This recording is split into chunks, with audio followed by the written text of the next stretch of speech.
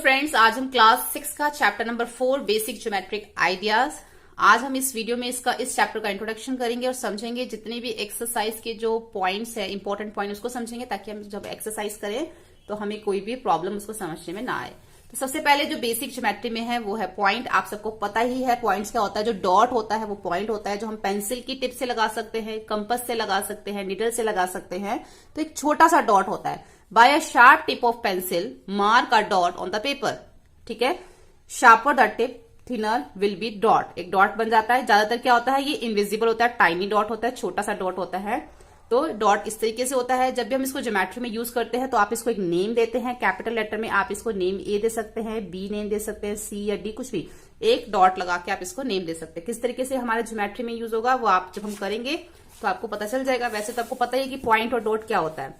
देखो यहाँ पे दे रखा है, कंपास की जो टिप होती है उससे भी हमारा पॉइंट बनता है। जो पेंसिल की जो शार्पर टिप होती है, एंड होता है यहाँ पे, उससे भी बनता है। ऐसी जो पॉइंट, निडल का जो पॉइंट होता है, एंड पॉइंट, वहां से भी हमारी एक डॉट बनती है। तो पॉइंट तो सिर्फ इतना ही है, इसमें और कुछ ज्यादा नहीं है। अब हम बात कर लेते हैं लाइन सेगमेंट। लाइन सेगमेंट क्या होता है? जब हम इसको ज्योमेट्री में यूज करते हैं, जब भी आप जब भी आप रूलर से यानी कि स्केल से आप एक लाइन ड्रॉ करते हैं, एक मेजरमेंट के साथ लाइन ड्रॉ करते हैं, तो वो क्या होता है, आपका एक लाइन सेगमेंट होता है। अगर मान लो आपको 5 सेंटीमीटर लाइन ड्रॉ करने के लिए बोला गया, तो आप क्या करोगे, 5 सेंटीमीटर लाइन ड्रॉ करोगे रूलर से, स्केल से। तो उसके बाद आप इसको ना तो इधर से एक्सटेंड कर सकते ना इधर। फिर आपका दोनों साइड पे क्या आ जाता है, एक पॉइंट आ जाता है कि अब ये लाइन दोनों साइड से आगे बढ़ नहीं सकती, एक्सटेंड नहीं हो सकती। और उस पॉइंट को फिर आप एक नेम दे देते हो, जैसे कि हमने समझा था कि पॉइंट को हम नेम दे देते हैं। तो ये हमारा लाइन सेगमेंट है। लाइन सेगमेंट का मतलब ये है कि एक मेजरमेंट, जितना भी आपको बोला गया है उतना ही आपने उसको ड्रॉ करना है। फिर आप उसको दोनों साइड से आगे एक्सटेंड नहीं कर सकते, बढ़ा नहीं सकते। ये हमारी लाइन सेगमेंट होती है। जैसे कि यहाँ पे कुछ एग्जाम्पल दे रखे हैं। And edges of box. अब बॉक्स की जो एजेस हैं या ट्यूबलाइट है उसकी एक मेजरमेंट है। ठीक है, पोस्ट कार्ड है, उसकी एक मेजरमेंट है। आप उसको ये नहीं कर सकते आप उसको कितना भी आगे एक्सटेंड कर दो। तो जिस मेजरमेंट से ये बने हुए हैं वही उसका लाइन सेगमेंट होती है, उसको फिर आप आगे बढ़ा नहीं सकते। उसके बाद हम देखते हैं लाइन। लाइन में और लाइन सेगमेंट में क्या फर्क है? जैसे मैंने आपको बताया कि जो लाइन सेगमेंट है एक मेजरमेंट से बनता है, लेकिन जो लाइन होती है उसकी कोई मेजरमेंट नहीं। आप उसको रफली कितना भी आगे एक्सटेंड करते जाओ, चाहे आप इधर से एक्सटेंड करो, चाहे आप इसको इधर से एक्सटेंड करो, उसका कोई एंड पॉइंट नहीं होता। लाइन का कोई भी एंड पॉइंट नहीं होता। और लाइन सेगमेंट के 2 एंड पॉइंट होते हैं, 2 एंड पॉइंट। एक पॉइंट ये एंड हो गया और ये एंड, आप ये कहीं भी नहीं बढ़ सकते। पर लाइन का कोई भी एंड पॉइंट नहीं है। आप इधर से भी एक्सटेंड कर सकते हो और आप आगे भी एक्सटेंड, चाहे लाइन इस तरीके से हो चाहे लाइन इससे। आप दोनों साइड एरो लगा दोगे तो इट मीन्स ये लाइन आगे अभी एक्सटेंड हो सकती है। ठीक है, उसके बाद हम बात करते हैं रे। रे क्या होती है? रे जो है वो हमारी वन साइड ही एक्सटेंड होती है, इस टाइप से। जहां पे पॉइंट लग गया उसके पीछे वो एक्सटेंड नहीं हो सकती, वो आगे की तरफ एक्सटेंड होगी, चाहे वो कहीं पे भी हो, चाहे वो इस तरीके से एक्सटेंड हो। रे का ये है कि सिर्फ वो वन साइड, एक की तरफ से आगे बढ़ सकते हैं। जैसे कि ये आपको एग्जांपल दिख रहा है। अब जो रोशनी है वो एक ही साइड आगे आती है, जो टॉर्च की लाइट है वो एक ही साइड आगे बढ़ती है, वो रे किरणें निकलती है। ऐसी जो सन की रेज है वो वन साइड ही आगे बढ़ती हैं। तो ये जो है लाइन में, लाइन सेगमेंट में और रे में जो है वो डिफरेंस होता है। आगे बढ़ते हैं इंटरसेक्टिंग लाइंस। इंटरसेक्टिंग लाइन कौन सी होती है? इंटरसेक्टिंग लाइंस जो होती है वो हमारी किसी एक पॉइंट के ऊपर, जैसे कि हमारे यहाँ पॉइंट है और उसके ऊपर 2 लाइन एक दूसरे को काट रही हैं, तो ये इंटरसेक्टिंग लाइंस हो जाती हैं, एक दूसरे को काटती हैं। चाहे वो इस तरीके से काटे, चाहे वो इस तरीके से काटे। तो ये बहुत सिंपल है। जो लाइंस एक दूसरे को एक पॉइंट के ऊपर कट करती हैं तो वो हमारी इंटरसेक्टिंग लाइंस होती हैं। जैसे कि यहाँ पे हमें एक एग्जाम्पल दे रखा है बुक का। बुक है, एक्स है, क्रॉसिंग रोड है। अब देखो ये जो बुक है, जैसे कि हम इस बुक की बात कर ले। अब ये जो बुक है, अब इस तरीके से ये बुक है, ठीक है। अब इस बुक को अगर मैं यहां से ऊपर एक्सटेंड कर दूं और इधर से भी एक्सटेंड कर दूं, तो यहाँ पे जो है इसका ये पॉइंट बन जाएगा इंटरसेक्टिंग। ठीक है, यहाँ पे ये यही बता रहे हैं। जैसे कि बुक होती है, बुक के अगर हम दोनों साइड्स एक्सटेंड कर दे, जैसे इसको यहां से एक्सटेंड कर दे, इसको यहां से, तो ये क्या जो पॉइंट पे काट रही हैं, तो ये इंटरसेक्टिंग लाइंस हो गई। ऐसी जो एक्स अल्फाबेट होता है हमारा एक्स, तो वो भी क्या करता है, एक लाइन, एक पॉइंट पे कट करता है। जो रोड होती है, क्रॉसिंग रोड, जो एक दूसरे को इस तरीके से एक पॉइंट के ऊपर कट करती हैं, तो वो भी हमारी इंटरसेक्टिंग लाइंस होती हैं। उसके बाद हम देखते हैं पैरेलल लाइंस। पैरेलल लाइंस कौन सी होती हैं? पैरेलल लाइंस वो होती हैं जो बिल्कुल साथ साथ में चलती हैं। जैसे कि आप इस रूलर से आप इसको समझे कि एक लाइन ये है और एक लाइन ये है। अगर मैं इसको एक्सटेंड करती हूं तो ये आगे इस तरीके से एक्सटेंड होती जाएगी, कहीं पे आगे जाके ये मीट नहीं होती, कहीं मिलती नहीं है। पैरेलल लाइन का यही होता है कि पैरेलल लाइंस जो है अगर वो चल रही हैं, उनका जो गैप होता है बीच का वो सेम होता है और कहीं पे भी आगे जाके मिलती नहीं है, वो ऐसे ही चलती रहती है, चाहे वो ऐसे हो चाहे वो ऐसे हो, ठीक है, वो ऐसे ही चलती रहेंगी और उनका बीच का डिस्टेंस जो है वो सेम रहता है, चाहे वो इधर हो चाहे इधर चाहे इधर, कहीं पे भी वो आगे जाके मिलती नहीं है। ऐसा नहीं कि यहाँ पे ऐसे है और आगे जाके ये ऐसे हो गई, ऐसा नहीं होता। तो यहाँ पे कुछ एग्जाम्पल्स दे रखे हैं रूलर का। जो ट्रैक होता है, रेलवे का ट्रैक जो होता है, रेल लाइंस होती हैं, वो भी हमारी जो पैरेलल लाइंस होती है वो कहीं आगे जाके मिलती नहीं है। ऐसे the cross bar of window, जैसे विंडो होती है तो विंडो के अंदर क्या है, देखो ये सारी लाइंस जो है पैरेलल है। अगर आप इसको इधर से एक्सटेंड कर दो, इधर से एक्सटेंड कर दो तो ये आप आगे जाके मिलेंगी नहीं और इनका जो बीच का डिस्टेंस है वो सेम है, ठीक है। अभी तक हमने क्या पढ़ा? पॉइंट, लाइन, लाइन सेगमेंट, रे, इंटरसेक्टिंग पॉइंट, पैरेलल लाइंस, ये सब हमने इसके अंदर समझ लिया, ठीक है। होपफुली आपको ये समझ आया हो। तो यहाँ पे हमारा जो 14.1 तक का जो हमारा इंट्रोडक्शन था वो हमने इसमें समझ लिया। अब 14.2 में क्या दे रखा है? 14.2 में हमें हमारा जो बेसिक्स है उसमें ये है कि इसमें कुछ कर्व्स दे रखे हैं। Have you ever taken a piece of paper and just doodles the picture that are result of the doodling the called curves. ये सब क्या है? हमारे कर्व्स दे रखे हैं। अब हमें इसमें से ये देखना है कि इनमें से कर्व कौन सा नहीं है, ठीक है। अगर मैं आपको ये बता दूं कि कर्व कौन सा नहीं है तो आपको ज्यादा समझने में इजी होगा कि कर्व क्या होता है। देखो, अगर हम इस फिगर की बात करें, थर्ड की, और इस 7th फिगर की बात करें तो इसमें बीच में एक इंटरसेक्टिंग पॉइंट आ रहा है कि यहाँ पे ये एक दूसरे को कट कर रही है, यहाँ पे भी और यहाँ पे भी। जब कहीं पे भी कर्व के अंदर इंटरसेक्टिंग पॉइंट आ जाता है तो वो हमारा कर्व नहीं होता फिर वो, ठीक है, ये हमारा कर्व नहीं है।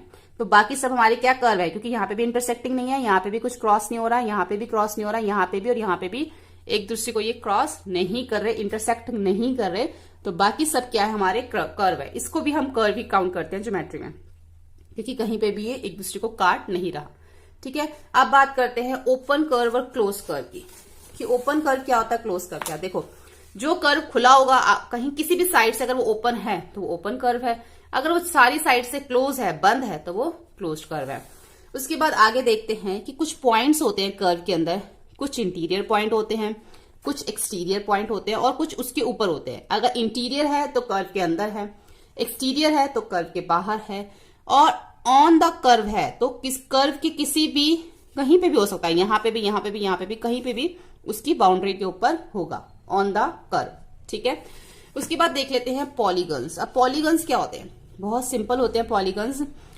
पॉलीगन्स जो है वो हमारे लाइन सेगमेंट से बनते हैं, ठीक है, लाइन सेगमेंट से बनते हैं। जितने भी लाइन सेगमेंट से बने हुए हैं और वो क्लोज्ड है, बंद है, तो वो हमारे पॉलीगन्स हैं।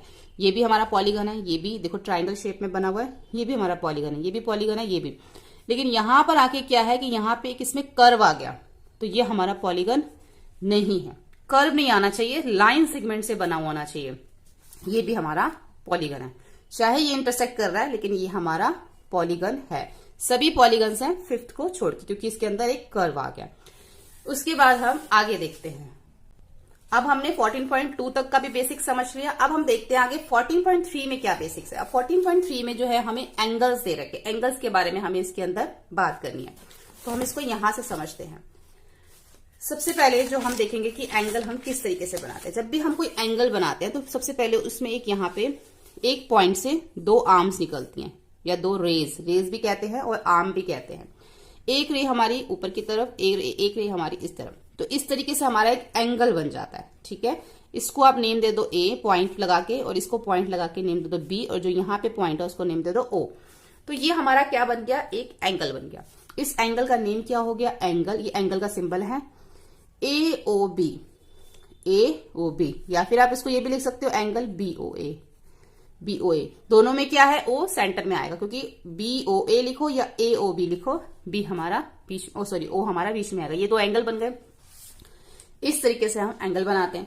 अब हमको क्या करना है, इस तरीके से मैं आपको एक एंगल और समझाती हूँ। ये देखो, इस तरीके से भी एक एंगल बनता है कि एक एंगल के अंदर आप इसको दो आपके एंगल्स बन जाते हैं। जैसे कि आपने ये इसकी रेज हो गई, या आप इसको आर्म भी बोल सकते हो। इसका ये पॉइंट हो गया, मिड पॉइंट, यहाँ जहां से इसकी रेज निकल रही है। ये हो गया ए बी और ये हो गया सी। अब ए ओ बी एक एंगल बन गया, angle A O B, B O C, यानी कि एक एंगल ये बन गया, एक एंगल ये बन गया, एंगल बी ओ सी। और एक एंगल जो है ये पूरा बन गया, ए ओ सी, एंगल ए ओ सी। ठीक है, इस तरीके से भी जो है हमारे एंगल्स आते हैं और हमने इसको नेम देना होता है, बताना होता है कि कितने एंगल्स बने। जैसे कि यहाँ पे भी इन्होंने इसी तरीके से बता रखा है, यहाँ पे नेम अलग दे रखे हैं हमने, यहाँ पे नेम, जैसे यहाँ पे पीओ क्यू है तो यहाँ पे हमने एओ बी दिया हुआ है। ठीक है, इस तरीके से हमने इसको एंगल्स को भी समझना है कि एंगल क्या होते हैं। उसका जो एक पॉइंट होता है जिससे दो रेज निकलती हैं, चाहे आप 3 रेज निकाल सकते हो, उससे और भी रेज निकल सकते हैं। जितनी रेज निकलेंगी उतने ही इसके एंगल्स बनते जाएंगे। ठीक है, इसमें मेन चीज जो है इसमें यही समझाई हुई है। एक्सरसाइज 14.3 में ये हमें एंगल्स के बारे में ही बताया हुआ है। उसके बाद हमें आगे दे रखा है यहाँ पे ट्राइंगल। अब ये ट्राइंगल, इसमें देखो यहाँ पे हमें ये बोला हुआ है a triangle is a 3 sides polygon. जो ट्राइंगल है वो भी एक पॉलीगन होता है, क्योंकि जो पॉलीगन, जैसे मैंने आपको समझाया था कि पॉलीगन जो है वो लाइन सेगमेंट से बनते हैं, तो ट्राइंगल भी लाइन सेगमेंट से ही बनता है। तो ट्राइंगल को हम एक पॉलीगन भी, 3 साइड पॉलीगन भी कहते हैं। इसको कह सकते हो, आप बिल्कुल कह सकते हो। उसके बाद यहाँ पे उन्होंने बोला है कि look at the triangle in the diagram, we write triangle A B C instead of writing triangle ABC. इसको हम ट्राइंगल एबीसी लिखेंगे इस तरीके से। ठीक है, ट्राइंगल एबीसी लिखेंगे। अब इसमें हमें क्या समझाना चाह रहे हैं कि जो ट्राइंगल ए बी सी है वो पूछ रहे हैं how many sides and how many angles are there. इसके अंदर कितनी साइड्स हैं और कितने जो हैं इसके अंदर एंगल्स हैं, ये चीज हमें समझनी है इसके अंदर, तभी हम एक्सरसाइज 4.4 को अच्छे से कर पाएंगे। अब जो ट्राइंगल है उसमें 3 साइड्स होती है। कैसे? ए बी एक साइड हो गई, ए सी दूसरी साइड हो गई और बी सी तीसरी साइड हो गई। ए बी ऊपर सिंबल किस चीज का है? लाइन का। ए बी, बी सी और सी ए, ये तीनों लाइन्स हो गई और लाइन से क्या बना हमारा? पॉलीगन बना। द थ्री एंगल्स आर, अब इसमें एंगल्स भी देखो 3 बनेंगे। बी ए सी, देखो ये हर एक एंगल बना, एक एंगल हमारा ये है, एक एंगल ये है और एक एंगल ये, 3 एंगल है। अब आप इसको तीनों के नेम लिख सकते हो। पहले एक बार ए को बीच में रख लो, फिर एक बार बी को बीच में, एक बार सी। कैसे रखेंगे? देखो एंगल पहले हम रख लेते हैं बी को बीच में, एंगल ए बी सी, यानी कि जो एंगल बीच में होगा उसी एंगल की बात होती है, यानी कि अभी एंगल बी की बात हो रही है। उसके बाद एंगल है एंगल बी सी ए, यानी कि अब एंगल सी की बात हो रही है। उसके बाद हम लिखेंगे angle C A B. C A B भी लिख सकते हो या बी ए सी भी लिख सकते हो, दोनों लिख सकते हो। तो दोनों में किसकी? ए की बात हो रही है। तो जो भी हमारा बीच में लिखा होता है हम उस एंगल की बात करते हैं। एक बार हमारा ए आ गया, एक बार सी, एक बार बी, यानी कि तीनों एंगल्स आ गए। तो हमने ये बता दिया इसके अंदर ये 3 एंगल्स बन रहे हैं। ठीक है, तो A B and C are called the vertices of the triangle. और जो ए बी सी है ये वर्टिसेस भी हैं इसके। वर्टिसेस क्या होता है? जब भी हम कोई एंगल बनाते हैं, जैसे कि मैंने आपको ये बताया था, जैसे मैंने ये एंगल बनाया था, तो ये जो पॉइंट होता है इसको वर्टिसेस बोलते हैं, वर्टेक्स, जिससे हमारी रेज निकलती है। ठीक है, एक पॉइंट जिससे हमारी चाहे 2 रेज निकलें या 4 रेज निकलें, तो ये जो पॉइंट जिससे हमारा एंगल बन जाता है, फिर हम इसको नेम दे देते हैं ए बी सी डी, इससे, और ये हमारा ओ बन जाता है, या कोई भी नेम आप दे सकते हो। तो जितने भी एंगल एक पॉइंट से बनते हैं, एक वर्टेक्स से बनते हैं, तो वो हमारा वर्टेक्स होता है। वर्टिसेस हम इसको बोलते हैं। ज्यादा है तो इसलिए यहाँ पे वर्टिसेस बोल रहे हैं। अगर एक वर्टेक्स, एक की बात हो तो हम उसको वर्टेक्स बोलते हैं। ठीक है, ये कितने हैं? 1 2 3। तो कह रहे हैं यहाँ पे ये बता रहे हैं कि ए बी और सी तीनों क्या हैं? वर्टिसेस हैं, क्योंकि यहां से जो है हमारे एंगल्स बन रहे हैं। एक एंगल यहां से बन रहा है, इस पॉइंट से एक एंगल बन रहा है और इस पॉइंट से ये एंगल बन रहा है, तो ये हमारे वर्टिसेस हो गए। ठीक है, उसके बाद देखो being a polygon, a triangle has an exterior and interior in the figure and the P in the interior of the triangle are in the exterior Q on the triangle.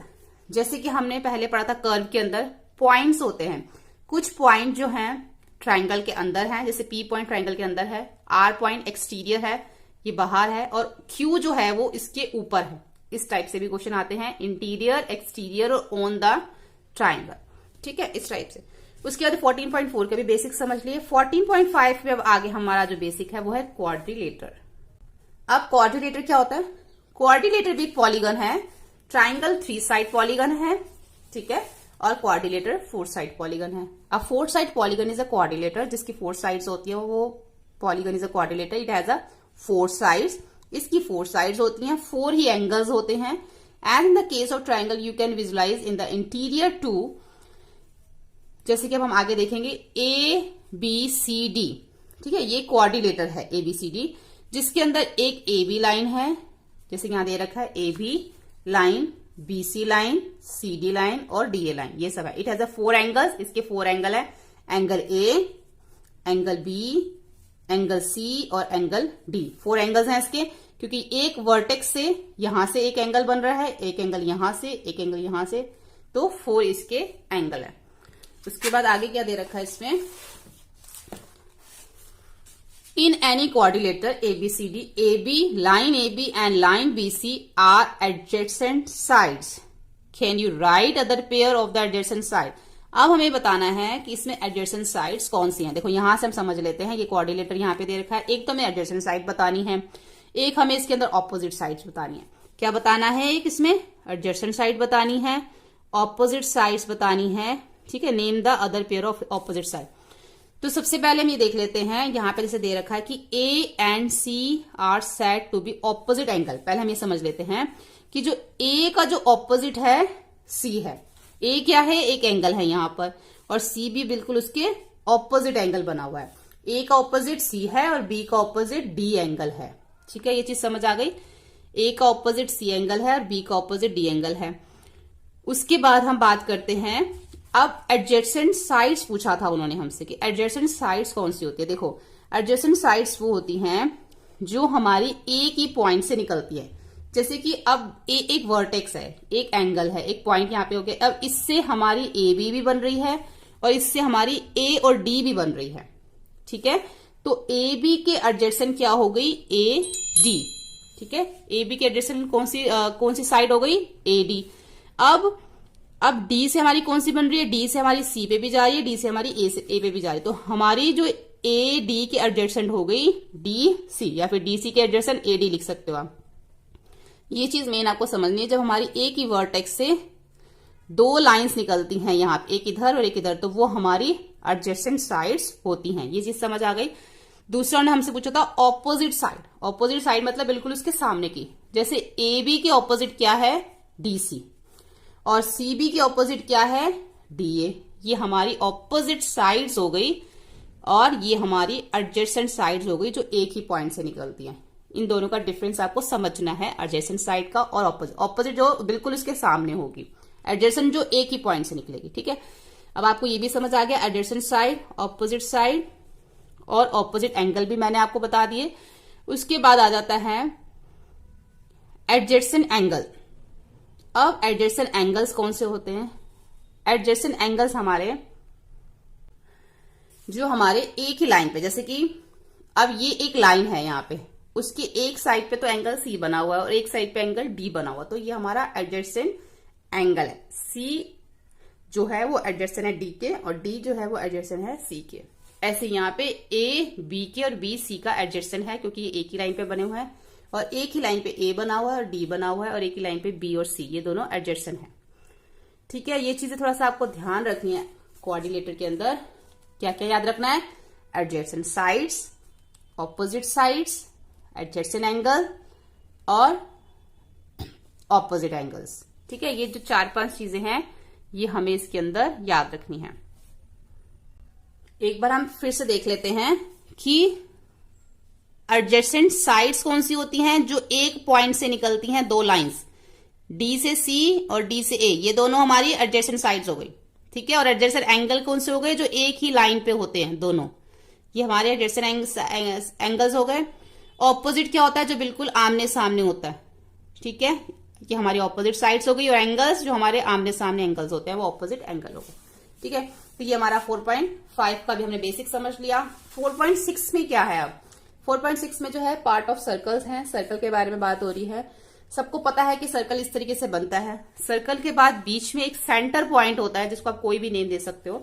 यहाँ पे centre point का name दे रखा है C, ठीक है। उसके बाद C जब हमारे सेंटर पॉइंट से होके एक लाइन निकलती है, जैसे मान लो मैंने यहाँ पे एक सर्कल लिया और यहाँ पे मेरा सेंटर पॉइंट, उस सेंटर पॉइंट से जो एक लाइन निकलती इसको हम बोलते हैं डायामीटर। ठीक है, ये हमारा डायमीटर होता है। अब इसमें दो डायमीटर है, एक तो ए, ये यहाँ पे इसका नेम नहीं दे रखा तो हम यही डायमीटर काउंट करेंगे क्योंकि इसमें नेम दे रखा है। पी और एम क्या है, एक डायमीटर दे रखा है इसके अंदर। ठीक है, क्योंकि सेंटर पॉइंट होकर निकल रहा है। उसके बाद सर्कल में जो एक सेंटर पॉइंट होता है, सेंटर पॉइंट से लेके कहीं पे भी अगर वो हमारा सर्कल पे टच करता है तो उसको हम रेडियस कहते हैं। ठीक है, इसको हमने नेम दे दिया ओ या सी, ये हमारा ए हो गया। ऐसे ए और सी हमारा रेडियस है, पी और सी भी हमारा रेडियस है, बी और सी भी हमारा रेडियस है, और सी और एम भी हमारा रेडियस है, क्योंकि ये सारे हमारे सेंटर से टच हो रहे हैं। तो ये सब हमारे रेडियस। तो यहाँ पे हमें ऊपर लाइन सेगमेंट का सिंबल दे रखा है, तो ये सब हमारे क्या है, line segment. AC line segment है, पीसी लाइन सेगमेंट है, बीसीबी और सीएमबी, ये सब हमारे लाइन सेगमेंट है। ठीक है, तो ये चीज समझ आ गई कि सर्कल में डायमीटर क्या होता है, जो हमारा सेंटर पॉइंट से होके सर्कल के दोनों पॉइंट पे टच कर रहा हो। रेडियस उसका हाफ होता है, और ये सब इसमें लाइन सेगमेंट है। अब हम देख लेते हैं कोड क्या होती है। हमारा जो एक सर्कल, अब हम कोड देखेंगे तो सर्कल जैसे हम एक बनाते हैं, ठीक है, उस सर्कल पे दो पॉइंट पे टच होना चाहिए। कहीं पे भी हो सकता है, जैसे मान लीजिए एक पॉइंट यहां पर है और एक पॉइंट यहां पर है, ये दोनों पॉइंट को टच कर रहा है। सर्कल पे दो पॉइंट पे जो एक लाइन टच करती है तो वो हमारी कोड बन जाती है। ठीक है, ये ए भी हमारी क्या हो गई, कोड हो गई। चाहे वो इस साइड टच कर, मतलब इस साइड मीट करे दो पॉइंट्स पे लाइन, या फिर वो ऐसे भी मीट कर सकती है, इस साइड भी मीट कर सकती है। दो पॉइंट्स पे मीट करना चाहिए लाइन को, या फिर वो ऐसे भी वो मीट कर सकती है। ठीक है, जैसे कि यहाँ पे ए और पी, ये देखो दोनों पॉइंट्स पे, सर्कल के दो पॉइंट पे एक लाइन जो है वो मीट हो रही है, तो ये कोड हो गया। ऐसे पीबी भी एक कोड हो गया। अब जो डायामीटर होता है हमारा, वो भी हमारा एक कोड होता है। अब P और M भी हमारा एक कोड है जो सेंटर पॉइंट से होके निकलता है। ये सबसे बड़ी कोड होती है हमारी। ठीक है, तो क्यों कोड होता है, क्योंकि ये भी दो पॉइंट पे, जैसे ये दो पॉइंट पे एक लाइन मीट कर रही है, इन दो पॉइंट पे एक लाइन मीट कर रही है, ऐसे ये भी दो पॉइंट है सर्कल के ऊपर जिसके ऊपर ये लाइन मीट करती है, बस ये सेंटर से होके निकलती है। तो डायामीटर को भी हम कोड कहते हैं। ठीक है, P एक कोड दे रखी है, P और B भी एक कोड दे रखी है, इसमें दो कोड दे रखी है। ठीक है, तो ये जो हमारी इस साइड से ऐसे होके निकलती है, साइड से सेंटर से होके नहीं निकलती, उसको हम कोड कहते हैं। ठीक है, उसके बाद हम देखते हैं आर्क। ये जो हमारा एक सर्कल है और सर्कल के ऊपर हमारी इस तरीके से ये एक हमें आर्क दे रखी है। इस सर्कल पे आर्क क्या है, P और Q जो है इस सर्कल के ऊपर एक आर्क हमें दे रखी है। आर्क की कहीं पे भी हो सकती है, इधर भी हो सकती है, इधर भी, कहीं पे भी जो हमारी एक आर्क हो सकती है। उसके बाद हम समझते हैं सेक्टर, कि सर्कल के अंदर सेक्टर क्या होता है। देखो ये यहाँ पे हमें बता रखा है, जब हमारी एक आर्क लगी होती है, ठीक है, इस टाइप से, और उसके साथ दो रेडियस जा रही होती है, ऐसे दो रेडियस भी बनी होती है, दो रेडियस और आर्क। जब दो रेडियस इस टाइप से बनी होती है और एक आर्क होती है, तो ये तीनों मिलके जो है, दोनों मिलके, रेडियस और आर्क मिलके क्या बनता है, सेक्टर बनता है। ये दो रेडियस होनी चाहिए, एक नहीं होनी चाहिए, दो रेडियस, वो भी इसी तरह से, चाहे वो इस साइड बनी हो, चाहे इस साइड, चाहे इस साइड, चाहे किसी भी साइड बनी हो, लेकिन बनी ऐसी होनी चाहिए, दो रेडियस और एक आर्क, तो हमारा सेक्टर बन जाता है। अब सेगमेंट क्या होता है, सेगमेंट वो होता है जब हमारी एक आर्क होती है और साथ में एक कोड होती है। जब सेगमेंट और कोड होगी तो क्या बनेगा हमारा, जब आर्क और कोड होगी तो हमारा वो सेगमेंट बनेगा। ठीक है, तो ये चीज याद रखनी है, आर्क और कोड जब होगी तो सेगमेंट, दो रेडियस और आर्क होगी तो वो सेक्टर बनेगा। ठीक है, तो यहाँ पे हमने 14.6 का भी बेसिक्स जो है उसको समझ लिया। होपफुली आपको ये वीडियो हेल्पफुल लगा हो। वीडियो हेल्पफुल लगे तो प्लीज आप इसे लाइक, शेयर, सब्सक्राइब करें। Thank you.